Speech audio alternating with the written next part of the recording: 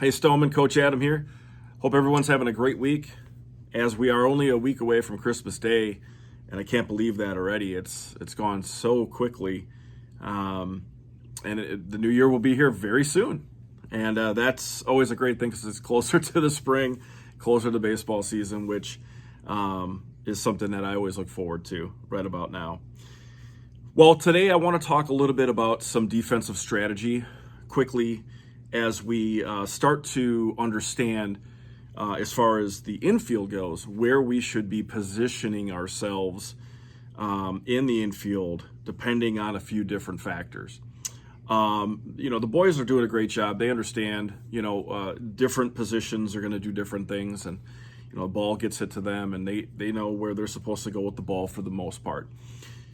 But I want to touch on where we should actually be setting up in the infield at these positions to give us a little bit better advantage when we're out there and fielding some of these ground balls that could be headed our way. Okay, so right here what we have is just a representation of an infield, and here at the top I have this statement here, which is asking no runners, play in.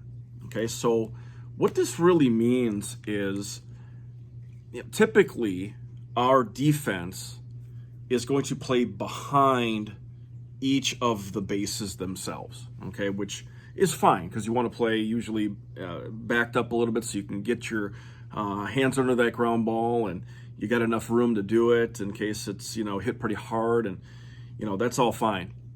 But when we don't have runners on base, it does give us in the infield an advantage because we don't have to worry about anybody stealing second or stealing third.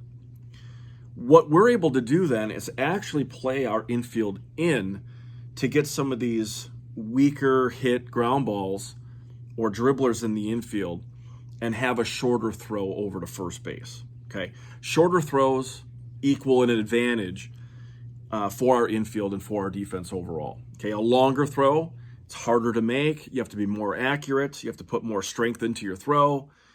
Therefore, there's more factors playing in there where you might not make that throw as accurately as you want. Okay, so typically, and what I will ask is that the shortstop, okay, they're going to be the general of our infield. They're going to be the ones calling out how many outs there are, what we're doing out there in the infield, and reminding everybody in the infield that if there are no runners, that we are going to play in. Okay. So what this really entails is third base playing up even with third or a little bit further in past the base is fine.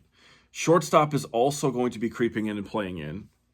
Second base should be lined up very similarly to the shortstop. The only one that's a little different is first. Okay, so first is going to stay even with the bag almost always in a situation like this, and that's for the main purpose of they have to be close to the base, and we can't have an first base too far off because those throws are going to be heading over in their direction.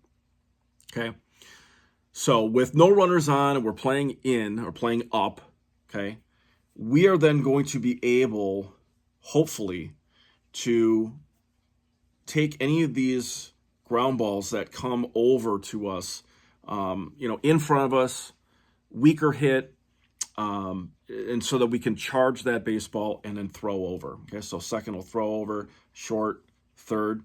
They're all going to be thrown over to first base. Okay, first base as well. If the ground ball comes to them, okay, they're able to easily scoop that ball and head right over to the base and get that force out. So playing in again is an advantage. I don't think a lot of teams in our division, in our league, do anything like this, okay?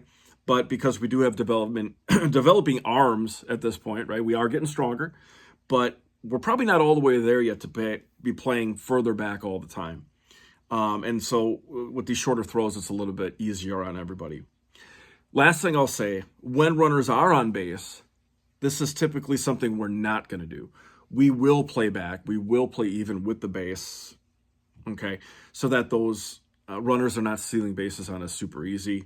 If we're too far from the bag, they're just going to swipe bases all game long. So, again, this is something that can help us out. So, guys, Think about this as we move into our defensive drills and as we get into the springtime when we get on the field. We will be playing in when there's no runners on base.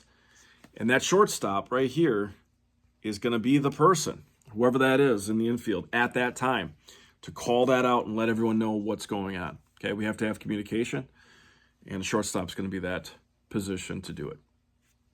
Take care, guys. Have a great rest of your week. We'll talk again soon.